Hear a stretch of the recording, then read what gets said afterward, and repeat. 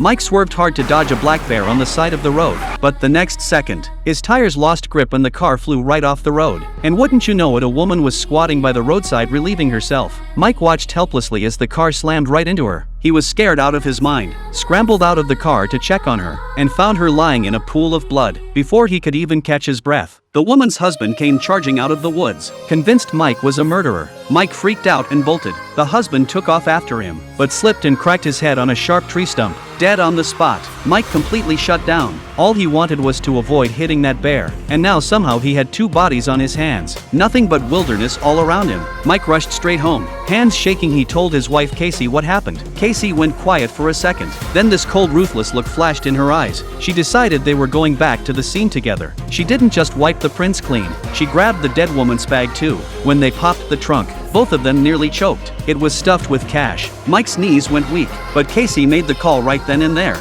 No evidence, no crime. She ignored Mike's protests and shoved the bodies into their own car, because someone could drive by any minute. They barely got the money and the bodies inside when they counted it up and found 2 million euros. Mike also dug a handgun out of the bag. Then the idiot accidentally pulled the trigger. The bullet whizzed right past Casey's ear and blew a hole in the wall. Right then someone knocked on the door. Casey stashed the money fast, opened up, and guess who? It was the sheriff stopping by to pick out a Christmas tree. Mike's heart was about to explode. He pressed his back flat against the bullet hole in the wall. The sheriff gave him a suspicious look. Mike turned beet red and blurted out that his hemorrhoids were acting up so he couldn't stand straight. Barely talked his way out of that one. The sheriff headed to the backyard to check out the trees, and that's when it hit Mike. Those two big problems were still sitting right there in the back of the car. He scrambled to the yard like a madman, doing everything he could to block the sheriff's view.